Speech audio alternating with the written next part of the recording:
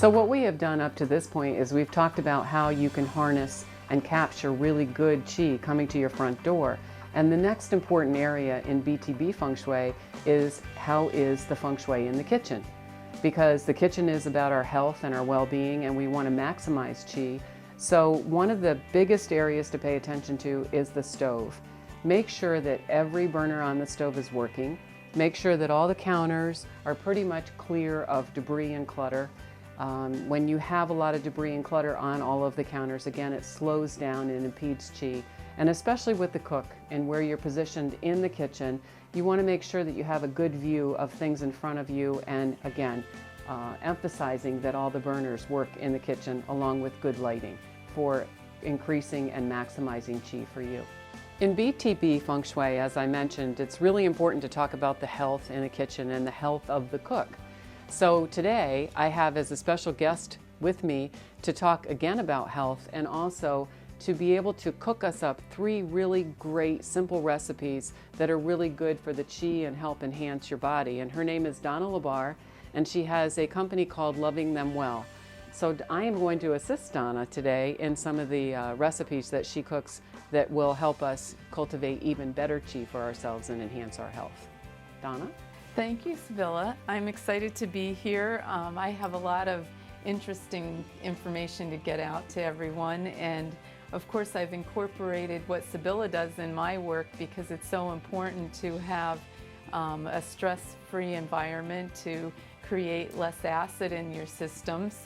And then I also like to show you how cooking can create less acid in your system and keep us healthy. And so I'm going to start out today by showing you how we can take some products from the grocery store and make them into a breakfast drink that is balanced, a soup, and a salad. So you can use the same components with a little bit of variation, and as I go through I'll tell you what the good things about them are for your health.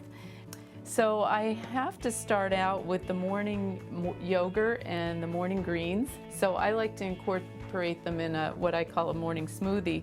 So I just put the greens in, and then take some yogurt. I'm going to use lemon today because we're going to have kiwi as our fruit. So lemon is a nice mix with kiwi.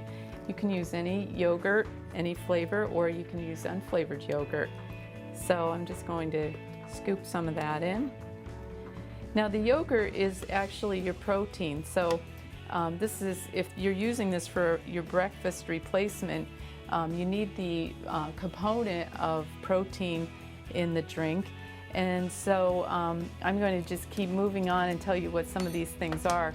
This is organic spinach. It's baby spinach, and it's full of chlorophyll, and it brings oxygen and energy to your cells, and it also enhances the idea of a green drink. So I'm going to throw some spinach in there, and we're making soup at the same time, so we're going to put some fresh spinach in the soup. I'm going to put a couple handfuls in, and then I'm going to have Sybilla put a handful in our salad. And that gives us our green through all 3 components, and that's giving us a live component, which is when you're reading a lot about food and how it works for you energetically, eating things in the raw form is actually where you get your energy from. Once food is cooked beyond 116 degrees, the enzymes are all gone in the food. So the only way to actually get the energy from the food, the live food, is to eat it raw. So we'll be having it a couple different ways. We'll have it cooked. You're still getting the vitamins and nutrients from the food, the minerals in the food when it's cooked, but you're not getting the live energy component. We have busy lifestyles, and I'm not afraid to pick up something packaged that has already been prepared. So you could throw some carrots in that you also use for a snack. I like to buy these when I'm in a hurry. They're already cleaned and prepared in water. So I'm going to take a couple carrots, which a carrot is nice for roughage.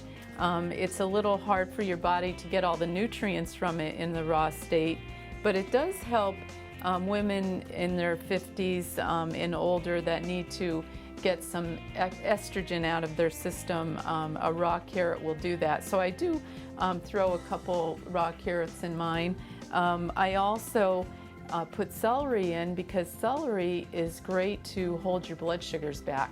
So if you're insulin resistant, or you have any, if you're diabetic or have trouble in that area, celery is a good way to help control your blood sugars. But we really all need to do that. We all need to keep our blood sugar in check. So I like to put a little bit of celery in my morning drink just for that. But if you want to help me, Sybilla, we need to throw some celery and carrots into our soup. So maybe we'll throw a few in here. Okay. While I talk about alkalinity, that's the main crux of how I start out with folks that are trying to get their health back on track. Maybe they're suffering some sort of illness or suffering from cancer. I try to explain how how alkalinity is going to be your best bet to turn your illness around and get your health back on track. Give your body something to work with to do what it does naturally. It's a pharmaceutical just waiting to heal you, but it needs all the right things put in to do its job. So when we're born with an alkaline system, and just like we know our body temperature needs to be around 98.6 as a normal, your alkalinity in your body needs to be between 7.35 and 7.45 in your blood. And so once it varies from that, you can see illness come. And it usually doesn't vary toward being too alkaline.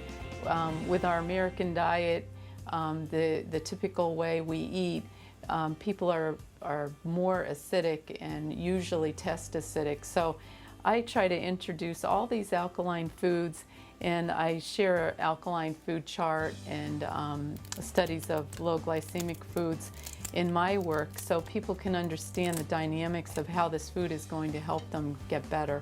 So all the choices we're using today in fruits and vegetables are alkaline and will help our system keep that delicate balance, and also help our body repair anything it's trying to repair. So we won't put any, maybe we should put a carrot or two in our salad. That might be pretty. A lot of times you're cooking for color, you're getting the nutrients, but you're getting the color in your food at the same time, which I think is important for the balance and for Feng Shui as well, because it's pleasing to the eye, pleasing to the heart. I'm trying to make things appear very pleasing to the eye, therefore edible, and trying to infuse the love I have for cooking in the food as well. It's all part of that chi that you're talking about, and the energy of the food and the energy of the kitchen. All right, well, Sybilla, I'm going to put a kiwi and a cucumber in my breakfast drink, so you could put a kiwi and a cucumber in our salad. Oh, okay. Now, a cucumber is especially important because it's so alkaline. And of course, right now they're in season. We're coming out of the end of summer, and there's a lot of them at our farmers market and in our stores. So I try to put them in everything I can think of. And of course, the kiwi is nice to put in the breakfast drink because you bring a little bit of a sweet element in. And so slippery little buggers. Of course, they have a lot of fiber, so they're very good for you. I'm also going to put another element that, surprisingly enough, the lemon is very alkaline in your body. Outside, we know it as a citrusy, acidic fruit, but once our body digests it and assimilates it, it turns into an alkaline source in our body that's very good for us. For so many benefits of health with your vitamin C, your boost of energy that you get from it being a live fruit. It has biflavonoids in it. I could go on and on about lemon, but it's so alkaline that I use it primarily for that reason in squeezing it in my water. It helps with so many things, like people that may suffer with kidney stones or sore joints. Anything like that, a lemon is going to be helpful. Anything inflammatory. And of course, most illnesses are from an inflammatory source. So lemons and cucumbers are so important to incorporate in the diet. Another thing I'm going to put in is an apple, just because apples are really good for our gallbladder and our digestion. So I'm going to take a chunk to put in my morning drink, but if you want to put a couple chunks in our salad, that might be nice. Getting kind of full here, so won't be putting too much more in. How much fruits and vegetables would you say during the day, that this would take care of? I mean, don't they say like you're supposed to have 3/4 of fruits and vegetables? Yeah, well that's what's so nice about this. Myself, I make a full blender, and this is just a typical blender that you would get in any store. And of course they have all kinds on the market depending on how you would like your juice to come out. But I fill this in the morning and then put it in what I don't use for my morning drink, I put it in the refrigerator, and I'll use it through the day, or I'll even use it the next morning if I have extra. It saved me some time from making it 2 days in a row. So you're kind of able to get those requirements, and probably I would say beyond that, which is really good. The requirements that they have out there tend to be at a minimum of what you actually need for good health, and especially if you're trying to recover from an illness, you need to think of it stronger. When I talked about alkaline diet, if you are ill, it's important for you to eat a diet of 80% alkaline foods and 20% acidic. Which is most of these vegetables here. Yes, in order to repair and heal yourself. And if you have normal health and you're just looking to maintain good health, then a 60% alkaline food choice and 40% acidic would keep your body in that delicate balance. So it depends on what we're doing as to how much of this we should have. But this is a nice variety for a day or two. Absolutely, and it's a great way to get it. Yes, so I am going to take this beautiful red pepper, which has so many healthy qualities, and put it in our soup. And if you want to take a few strips from it and throw it in our salad, it's very nice as a raw component in our salad, and it also is going to make our soup very beautiful and inviting. So I had studied at one point about different cultures and how diseases show up differently in different cultures, and one was that in Italy they have very little statistic of colon cancer, and they tie it to the fact that they eat so many peppers. So I always remember that story when I'm buying peppers and trying to keep them in my diet. I'm going to put a little bit of parsley in here to give it again that chlorophyll and that component of green, which we need to keep ourselves alkaline. And then I'm going to throw the rest of this clump right into our soup, because that's going to put a lot of vitamins and nutrients and minerals into our soup, and also keep that an alkaline source. So we won't put parsley in our salad because we're going to put some yogurt in there, and it's going to kind of have a fruity flavor. So I think parsley would be too strong. Now this is organic Swiss chard, and I'm going to put some of this in the soup if you'd like to chop that up for the salad. Okay.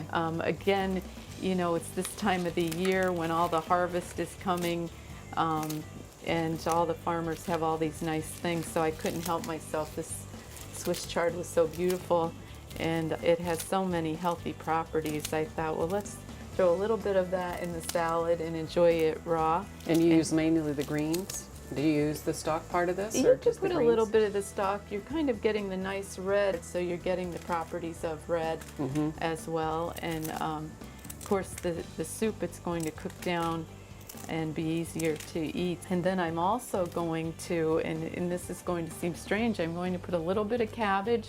Cabbage has such healing properties that I want to put a little bit in my morning drink, not a lot. And I'm going to put a bit of it in the soup. I have read just many things that the cabbage does. It does really a good organ cleanser, right? Oh, it is a great detox for your system, as well as an antioxidant, anti-inflammatory. It's such a healthy thing to eat. Actually, I don't think I've ever peered in my refrigerator and not seen some sort of cabbage. There's so many out there, the savory cabbages, the red cabbages you can get all through the year. So it's really nice just to have it, you know, any time to make a salad, make a soup, make your morning drink. If you don't have a lot of greens, you can always put some cabbage in.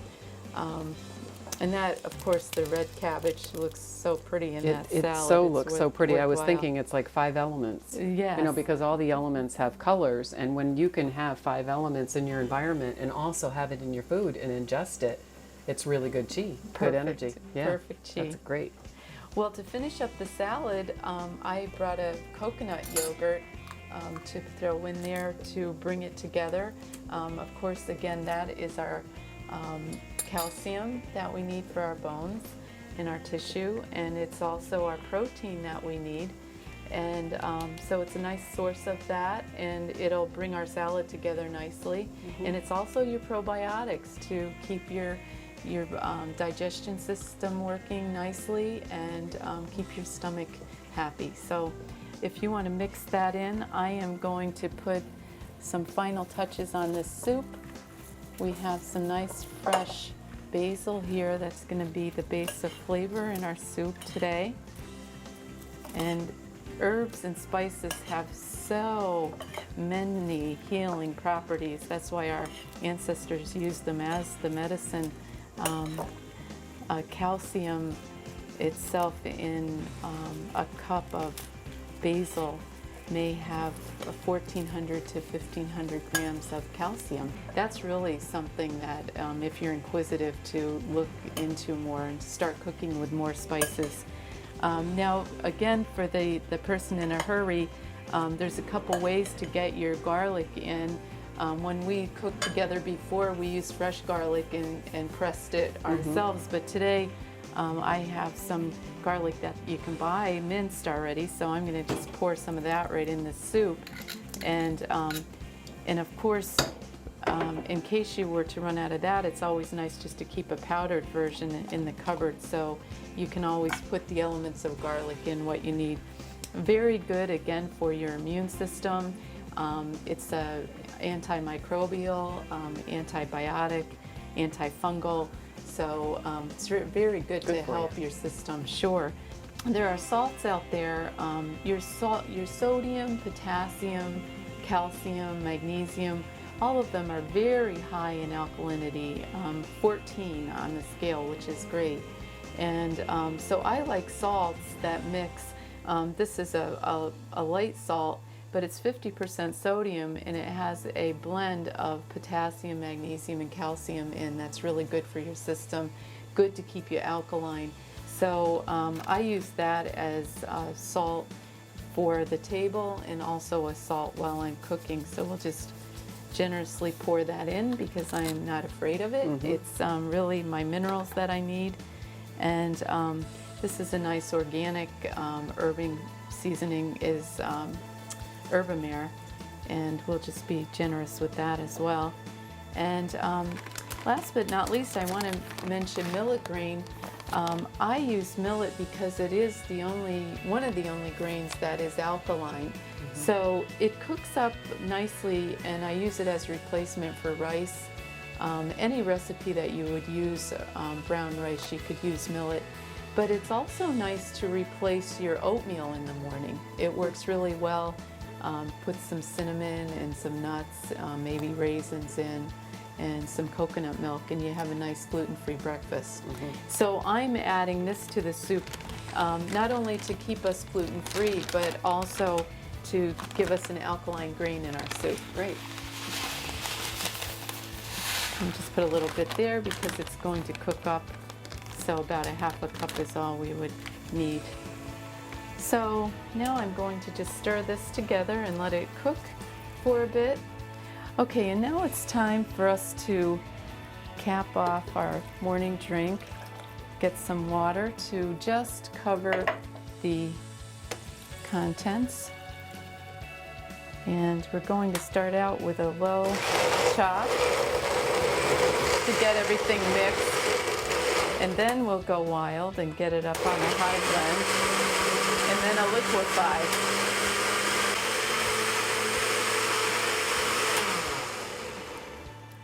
Now we have a nice, smooth drink and a beautiful soup. That's done. Now we can take our soup, salad, and drink and have a nice lunch together. That's great. Well, Sybilla, this has been great. It's so exciting to be able to share my ideas about food and healing with a friend. And Sybilla and I have been able to really show you today how to have the benefits of health in your food and bring chi of good health into your life at the same time. For more information on Feng Shui, Go visit my website at Positive Living Feng Shui.